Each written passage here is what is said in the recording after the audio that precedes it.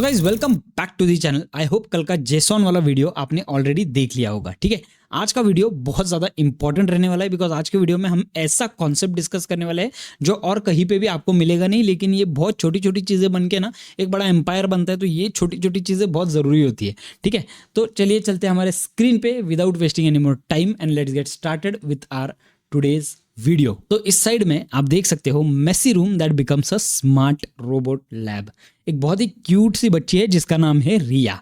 ठीक है, इसी की स्टोरी मैं आज आपको बताने वाला हूँ और इसी स्टोरी के हिसाब से ही हम लोग सारी चीज़ें डिटेल में समझेंगे। ठीक है, आज का हमारा जो टॉपिक है वो रहने वाला है पूरी तरीके से डेटा के ऊपर।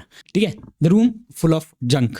तो सबसे पहले आज हम लोग क्या देखने वाले हैं, देखो जो भी डेटा आपको आता है ना अलग अलग जगहों से, ये सारा डेटा है ना काफ़ी ज़्यादा रॉ और अनस्ट्रक्चर्ड फॉर्मेट में होता है। ठीक है, अब इस अनस्ट्रक्चर्ड फॉर्मेट वाले डेटा को, मेसी डेटा को हम लोगों को एक तरीके से पार्स करना पड़ता है, एक तरीके से फॉर्मेट करना पड़ता है, एक तरीके से क्लीन करना पड़ता है। तो यही तीन चीज़ें आज हम लोग देखने वाले हैं कि डेटा में हम लोग एक्चुअल में क्या करते हैं। ठीक है, सबसे पहला स्टेप होता है पार्स डेटा, सेकंड वाला स्टेप होता है फॉर्मेट डेटा और थर्ड वाला स्टेप होता है क्लीन डेटा। ये आगे हर एक चीज़ एग्जांपल के साथ डिटेल में समझेंगे, लेकिन यहाँ पे आपको ये जानना ज़रूरी है कि डेटा आपके N8N के वर्क फ्लो में, आपके एजेंट्स में बहुत ज़्यादा इंपॉर्टेंट रोल प्ले करता है। ठीक है, तो ये जो मेसी रूम रहता है उसी तरीके से ये डेटा भी आपको मेसी तरीके से आता है, इसको आपको फिल्टर आउट करना है। तो ये 3-4 अलग अलग टाइप के फिल्टर्स है जो आपके लिए बहुत इंपॉर्टेंट है जानना। ठीक है, चलिए स्टार्ट करते हैं हमारे स्टोरी के साथ। तो room full of junk also known as raw data. ठीक है, ये है रिया का रूम, एकदम मेसी रूम है। राइट, इसमें कपड़े हर एक जगह पे पड़े हुए हैं, बहुत सारे वायर्स पड़े हुए हैं, पुराने बुक्स पड़े हुए हैं। ठीक है, पोस्टर्स है, सारी चीज़ें, गंदगी है फैली हुई है पूरी तरीके से। ठीक है, अब मैं आपको बताता हूँ, ये है कहानी रिया की। रिया के लिटरली मैं आपको बताता हूँ 5th स्टैंडर्ड के बुक्स भी इसमें पड़े हुए हैं। ठीक है, उसमें बहुत सारी चीज़ें ऐसी है जो काम की नहीं है, लेकिन हो सकता है कि उसमें कुछ चीज़ें ऐसी हो जो सच में काम की है। यानी कि उसके प्रोजेक्ट के फाइल वाली पेन ड्राइव्स, ठीक है, उसका हार्ड ड्राइव जो पड़े हुए आप देख रहे हो यहाँ पे नीचे। ठीक है, या फिर उसके कपड़ों में कुछ कपड़े ऐसे हो सकते हैं जो उसके लिए मेमोरी हो, जो कि बहुत इंपॉर्टेंट है। बुक्स में कुछ चीज़ें ऐसी हो सकती है जो उसके लिए इंपॉर्टेंट है, लेकिन इस मेस में से भाई वो सारी चीज़ें ढूंढेगी कैसे। तो यहाँ पे ये जो है ना, ये होता है एक टाइप का डेटा जो हमें सामने से आता है। ठीक है, रियल लाइफ एग्जाम्पल को समझते हैं और ये एवरी डे के बिजनेस में ये प्रॉब्लम आता है। ठीक है, हर एक जगह पे, हर एक बिजनेस में ये प्रॉब्लम आने वाला है। रियल लाइफ एग्जाम्पल के तौर पे पकड़ते हैं, एक ई-कॉमर्स कंपनी है, ब्रांड है, जिनको उनके प्रोडक्ट के वेंडर्स जो है ना वो फोटोज़ या फिर जो फाइल्स है उनके प्राइसिंग से वो सब बेचते हैं। लेकिन वो किन तरीक़ों से आ सकते हैं उन्हें, सबसे पहले तो उनको टेलीग्राम पे आ सकते हैं, उनको व्हाट्सएप पे आ सकते हैं, उनको PDF में आ सकते हैं, एक्सेल फाइल में आ सकते हैं। राइट, उनको अलग अलग ईमेल्स में आ सकते हैं, HTML में आ सकते हैं। अब ये सारी चीज़ें इसी तरीके से अलग अलग फील्ड से आती है।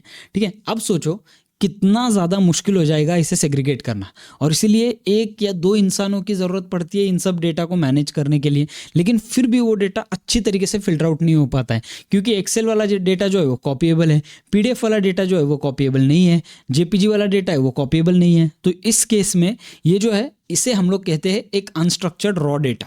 ठीक है, जो हमें सामने से आता है।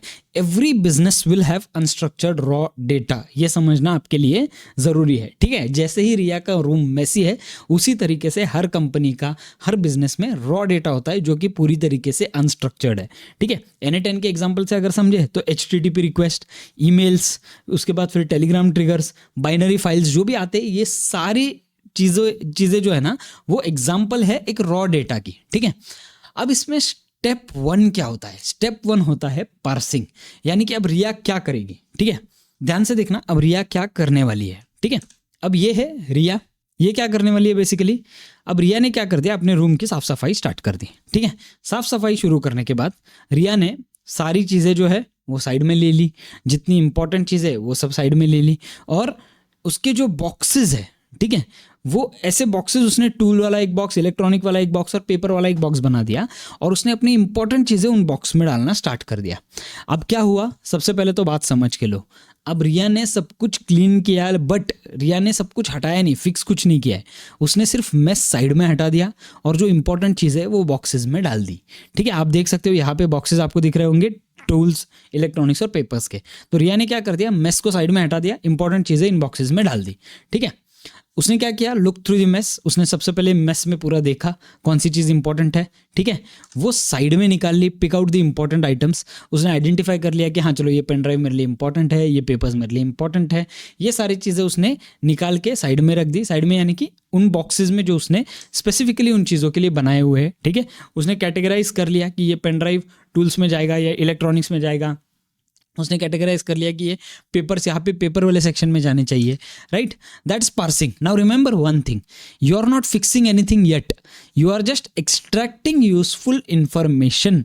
आपने कोई चीज़ फिक्स नहीं की है अभी तक, आपने जो मेस है वो घर से बाहर नहीं निकाला है, आपने वो मेस सिर्फ साइड में लेके रखा है, मेस दिख रहा है, फोटो वैसा ही दिखेगा आपको, ठीक है, बट आपने क्या किया है, इंपॉर्टेंट चीज़ें उन ड्रॉवर्स में डाल के उन चीज़ों को सिक्योर कर लिया, राइट। तो इसी तरीके से रियल लाइफ एग्जांपल्स देखते हैं। From that HTML email we only extract, ठीक है, जो ई कॉमर्स कंपनी को ईमेल आए हुए हैं उनमें से हम लोग क्या एक्सट्रैक्ट करते हैं, प्रोडक्ट का नाम, प्रोडक्ट की प्राइस, प्रोडक्ट का इमेज लिंक और SKU, ठीक है।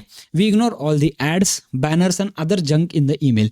ईमेल में बहुत सारी चीज़ें ऐसी लिखी हुई रहेगी जो कि एक मेस है, ठीक है, रिया के रूम की तरह, और यही चीज़ों को हम लोगों ने सेपरेट कर दिया और सिर्फ जो प्रोडक्ट नेम है वो साइड में ले लिया, प्राइस साइड में ले लिया, इमेज लिंक साइड में ले लिया, SKU साइड में ले लिया, दैट्स इट। अब ये चीज़ क्या किया हम लोगों ने, पार्स कर दिया, राइट। तो N8N के एग्जाम्पल से अगर देखें तो use nodes like HTML extract, text parser, split in batches and set to extract meaningful fields from noisy inputs। ये 4-5 अलग अलग टाइप के नोड्स है, इन्हें डिटेल में देखेंगे, इन्हें डिटेल में सीखेंगे, लेकिन अभी के लिए ये सिर्फ N8N के एग्जाम्पल के हिसाब से मैं आपको बता रहा हूँ, ठीक है। जब भी आपको डेटा पार्स करना होगा, जब भी आपको डेटा फॉर्मेट करना होगा या क्लीन करना होगा, रिया का एग्जाम्पल दिमाग में रखो, आपको ये चीज़ें बहुत ईजिली समझ जाएगी, ठीक है। अब एग्जाम्पल के लिए ये जो है एक्सट्रैक्ट टाइटल टैग और parse the customer's message using regex, ये बाद में देखेंगे। ये जब हम लोग N8N का कर रहे हैं उस टाइम पे ये चीज़ वीडियो जो है आपको मैं याद दिलाऊंगा कि हाँ इस वीडियो में हम लोगों ने ये सीखा था, ठीक है। अब स्टेप नंबर 2 है फॉर्मेटिंग, ठीक है, मेकिंग थिंग्स लुक कंसिस्टेंट, ये इंपॉर्टेंट है, ठीक है। रीजन बताता हूँ क्यों। अब रिया ने क्या कर लिया, अपने इलेक्ट्रॉनिक का बॉक्स साइड में रख दिया, अपना टूल्स वाला बॉक्स साइड में रख दिया, और उसने क्या किया, अपने बुक्स यानी कि पेपर्स वाला सेक्शन निकाला। अब उस पेपर्स वाले सेक्शन पे क्या प्रॉब्लम था मैं आपको बताता हूँ। पेपर वाले सेक्शन में ना फॉर्मेटिंग कैसी थी, सबसे पहले तो हैंड रिटन नोट्स थे, बहुत सारे अगली मैसी हैंड रिटन नोट्स थे उसमें, ठीक है। कुछ टाइप्ड पेजेस थे, पेजेस को टाइप करके रखा हुआ था, ठीक है। ड्राइंग्स के साथ पेजेस थे, बहुत सारे अलग अलग ड्राइंग्स थे, स्टाइल्स और फॉर्मेट सबके अलग अलग थे, कुछ टाइप किए हुए थे, कुछ लिखे हुए थे, तो इस तरीके से सारे फॉर्मेट्स अलग अलग है, स्टाइल्स अलग अलग है, ठीक है। अब ये जो है इसमें से मैसी चीज़ों में से ढूंढना बहुत ज़्यादा मुश्किल होता है, इसलिए उसने क्या किया, उन सबको अच्छी तरीके से अलाइन कर दिया। अलाइन किया यानी कि क्या किया, उसने क्या किया, सारे पेपर्स में जो इन्फॉर्मेशन थी उसके ऊपर एक टाइटल दे दिया, ठीक है, कि हाँ चलो ये इन्फॉर्मेशन इस चीज़ में है, नीचे डेट राइट साइड में जो है वो डेट दे दिया उसने, ठीक है। हैंड राइटिंग और टाइप टेक्स्ट जो है वो क्लियर एक एक साइड में ले लिया कि भाई ये टाइप्ड वाला टेक्स्ट है, ये वाला हैंड राइटिंग है, और कंसिस्टेंट अपीयरेंस उसको दे दिया उसने, ठीक है। यानी कि टाइप्ड वाला सारा मटेरियल एक साइड में ले लिया और जो लिखा हुआ मटेरियल था वो एक साइड में ले लिया, और दोनों को अच्छी तरीके से मैच करवाया। यहाँ पे आपको कंफ्यूजन होगा, आगे एग्जाम्पल में आपको समझ जाएगा। That's formatting, everything now looks the same, so easy to read, easy to search and easy to share, very important, ठीक है। रियल लाइफ एग्जांपल के तौर पे अगर देखें तो you now have a product name like Apple iPhone 14, Apple iPhone 14 and Apple iPhone 14। तीनों के स्पेलिंग्स में देखो, एप्पल आईफोन 14 में ए कैपिटल है, पी कैपिटल है फर्स्ट वाले में, दूसरे वाले में सारी चीज़ें कैपिटल है, और तीसरे वाले में एक भी चीज़ कैपिटल नहीं है, राइट। तो ये हो सकता है कि आपको सामने से डेटा कुछ ऐसा भी आ सकता है, अगर कोई लीड फॉर्म भर रहा है उसमें ज़रूरी नहीं कि हर कोई उसी फॉर्मेट में लिखे। अगर आपने डेट का पैनल दिया हुआ है लेकिन डायरेक्ट डेट नहीं आ रहा है तो लोग डेट लिखेंगे, तो कुछ लोग 5 मई या फिर 10 मई लिखेंगे उसमें, राइट, मतलब स्पेलिंग लिखेंगे 10 मई 2025, या फिर कुछ लोग लिखेंगे 05/05/2025, राइट। तो इस तरीके से ये जो डेटा है इसे हम लोगों को एक सिमिलर अलाइनमेंट देना होता है हमारे एजेंट को समझने के लिए। तो formatting changes them all to iPhone 14 Pro, ठीक है, या फिर आईफोन 14, एप्पल आईफोन 14। तो ए कैपिटल है, पी कैपिटल है, 14 नॉर्मल है, ठीक है। इस तरीके से ये जितने भी फॉर्मेट्स हैं उन सबको एक फॉर्मेट दे दिया। अब अगर कोई भी आके आपके फॉर्म पे एप्पल आईफोन 14 टाइप करेगा ना, तो चाहे वो किसी भी फॉर्मेट में लिखे, आने के टाइम पे वो इस फॉर्मेट में आएगा, ठीक है। तो ये फॉर्मेटिंग बहुत ज़रूरी होता है। डेट्स का मैंने आपको एग्जांपल बता दिया कि डेट्स को कैसे हम लोग करेंगे। N8N में अगर रियल लाइफ एग्जांपल ले तो फंक्शंस, कोड और set nodes to apply formatting. ये अलग अलग नोड्स होते हैं, यानी कि फंक्शन, कोड और सेट नोड जो है ये यूज़ करेंगे हम लोग इन टाइप के फॉर्मेटिंग्स के लिए, अलग अलग टाइप के फॉर्मेटिंग्स के लिए। ठीक है, ये वाला जैसे मैंने आपको बताया अभी के लिए छोड़ दो, बाद में इसे डिटेल में देखेंगे। ठीक है, also fix number rounding, currency symbols and phone number formats here. आपको फोन नंबर फॉर्मेट्स बहुत इंपॉर्टेंट होते हैं, क्योंकि अगर +91 इंडिया का है, ठीक है, +61 एक कुछ जगहों का है, या फिर +671 है, तो ये सारी चीज़ें ना एक राइट वे में आए, और इसीलिए ये फॉर्मेटिंग वाली चीज़ इंपॉर्टेंट रहती है। अगर आप इंटरनेशनली भी बिजनेस कर रहे हो तो एजेंट्स को समझने के लिए ये चीज़ें बहुत ज़्यादा ज़रूरी है।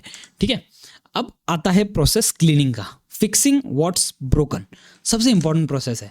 अब देखो रिया ने क्या कर लिया। सबसे पहले तो इन बुक्स में जितने भी स्पेलिंग मिस्टेक्स थे, कुछ पेजेस फटे हुए थे, कुछ पेजेस खराब थे, वो सारे पेजेस फाड़ के निकाल फेंके। ठीक है, स्पेलिंग्स को रिपेयर कर दिया और सारे मेस को रिपेयर कर दिया। एकदम सिंपल चीज़ है, आगे एग्जाम्पल से आपको समझेगा। सबसे पहले उसने आइडेंटिफाई किया प्रॉब्लम्स को, यानी कि स्पेलिंग एरर्स, आउटडेटेड नोट जो नहीं लग रहे वो भी उसमें थे, पेजेस कुछ फटे हुए थे, राइट। उसके बाद उसने क्या किया, उसमें करेक्शंस कर दिए, सारी चीज़ें फिक्स कर दी, उसने डैमेजेस जो है वो रिपेयर कर दिए, राइट।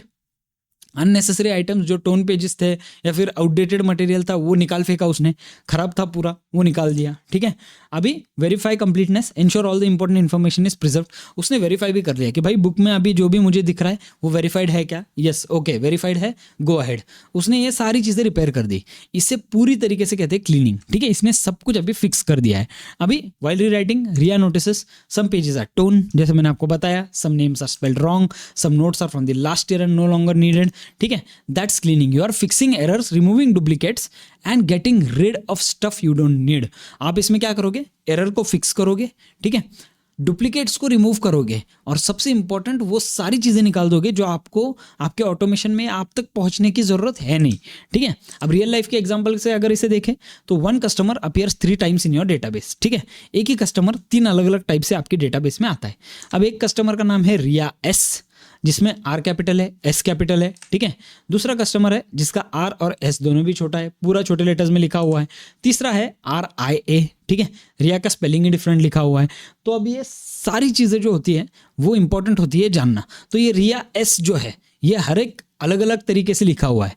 अब आपने क्या कर दिया, ये कस्टमर तो एक ही है लेकिन अलग अलग तरीके से नाम आया हुआ है, आपने इन सबको मर्ज कर दिया और डुप्लीकेट्स को रिमूव कर दिया। ठीक है, you also delete the rows where phone और ईमेल इज मिसिंग।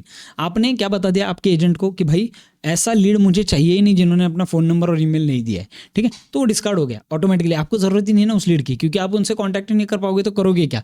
इसलिए ये जो चीज़ें ना ये बहुत इंपॉर्टेंट है डेटा से रिलेटेड, और इसीलिए ये चैप्टर बहुत इंपॉर्टेंट है। ठीक है, use if, merge, remove duplicates, filter notes, जैसे हम लोगों ने यूज़ किया पहले वाले, इससे ही हम लोग इन नोट्स को यूज़ करना स्टार्ट कर दिए, राइट। अब यहाँ पे ये तीनों चीज़ें सिर्फ मैं एक साथ लाके आपको समझा रहा हूँ। You can even clean records using external tools like Google sheets, Airtable before importing.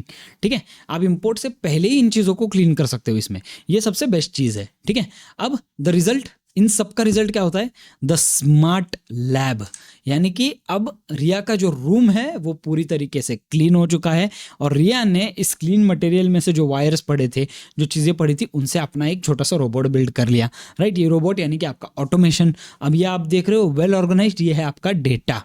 ठीक है, सबसे important clean room, everything is sorted and organised. अभी टूल्स को अच्छी तरीके से लेबल किया हुआ है आपने। ठीक है, आपके पास एक वर्किंग रोबोट है हाथ में। ठीक है, प्रोजेक्ट अपलोडेड है, यानी कि आपका ऑटोमेशन अच्छी तरीके से चल रहा है। ठीक है, अभी एक्चुअल में सारी चीज़ें अगर अच्छी हो गई है ना, तो रियल लाइफ एग्जांपल में किस तरीके से इसे देखेंगे, you clean formatted lead data now. ठीक है, सेंड्स ऑटो रिप्लाइज। अब आपके एजेंट को है ना बहुत सिंपल हो गया ऑटो रिप्लाई करने के लिए, क्योंकि उसके पास अलग अलग नाम नहीं आए, एक ही आदमी को 3 4 5 बार मेल बिल्कुल भी नहीं जाएगा। ठीक है, तो ये ऑटो रिप्लाई वाला चीज़ आपका सॉल्व हो गया। आपका CRM जो है, कस्टमर रिलेशन मैनेजमेंट जो होता है, वो सॉल्व हो गया पूरा A to Z। आपने सब कुछ, आपका इन्वेंट्री पकड़ो, ये चीज़ें पकड़ो, ये सारी आपकी इसमें सॉल्व हो जाएगी। ठीक है, generate summary reports using OpenAI, अच्छी तरीके से रिपोर्ट जनरेट कर पाएगा, बिकॉज OpenAI को कन्फ्यूजन ही नहीं है ना किसी चीज़ का भी, आपने सारा कन्फ्यूजन निकाल दिया। Triggers on WhatsApp messages to your sales team, आपके सेल्स टीम को बताने के लिए सिंपल हो जाएगा कि भाई ये लीड आया था, इसे हम लोगों ने कैप्चर कर लिया है, राइट। तो ये जो चीज़ें N10 में क्या क्या चीज़ें यूज़ होती है इसके लिए, Google sheets, notion, Airtable, OpenAI, Telegram, WhatsApp, API cloud, सब कुछ चीज़ें आपके अब वेल ऑर्गेनाइज्ड वे में चलेगी, क्योंकि आपका डेटा क्लीन है। ठीक है, इनको जो डेटा मिलने वाला है, इनको जो डेटा जाने वाला है, वो पूरी तरीके से क्लीन है। Clean email order, auto confirmation, update CRM, generate PDF invoice. ठीक है, ये जस्ट एक एग्जांपल है कि आपका वर्कफ्लो किस तरीके से दिखेगा। Why this matters is very very very important. ठीक है, ये मैटर क्यों करता है? एक तो सबसे पहले smart decisions, powerful automation and AI capabilities. ठीक है, उसके बाद आपके पास एक क्लीन डेटा आ जाता है, आपके एजेंट को कंफ्यूजन नहीं है, हेलुसिनेशन होने का चांस नहीं है। ठीक है, डेटा क्लीनिंग प्रोसेस जैसे मैंने आपको बताया, parsing, formatting and fixing errors सबसे important. If Riya had tried building the robot without cleaning her room first, she wouldn't even find the tool kit. Same with data. If your data is messy, your AI or automation won't work properly. Clean data is equal to smart decision is equal to powerful automation. चीज हमेशा ध्यान में रखना।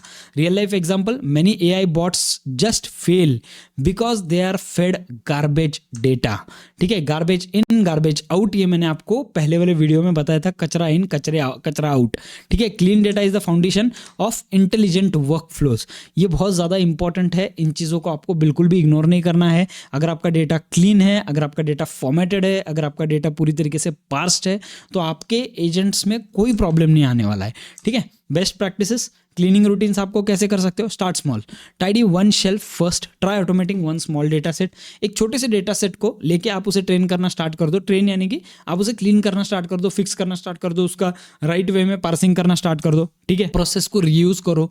आप जो सीख रहे हो आप भी उसे रीयूज करके वापस टेस्ट करो। जितनी बार आप करोगे उतनी बार आपका प्रैक्टिस अच्छा होगा। ठीक है, check your work, make sure nothing is missing, validate your fields after transformation. आपने ऑलरेडी कर लिया, लेकिन एक बार फिर भी वैलिडेट कर देना। अगर आपने देखा रहेगा मेरे हर एक वीडियो में मैं एडिटेबल पे कुछ ऐड करता हूँ ना, हमेशा जाके वहाँ पे वैलिडेट करता हूँ कि ये बराबर हुआ है या नहीं हुआ है। आपको पूरी तरीके से इंप्रोवाइज करना है every single time you try this things, और ऑटोमेटिकली वो हो जाएगा, आपको सोचने की जरूरत नहीं पड़ेगी। ठीक है, दैट्स इट गाइस। इस प्रेजेंटेशन को हम लोग यहीं पे खत्म करते हैं। आई होप आपको ये चीज़ एकदम सिंपल भाषा में समझ में आई होगी कि डेटा कितना इंपॉर्टेंट रोल प्ले करता है और हमें इसे मैनेज कैसे करना है। वीडियो थोड़ा सा लंबा है लेकिन बहुत इंपॉर्टेंट है, और इसीलिए इस वीडियो में मैंने आपको सारी चीज़ें बता दी जो डेटा से रिलेटेड है। चलिए मिलते हैं हमारे अगली वीडियो में।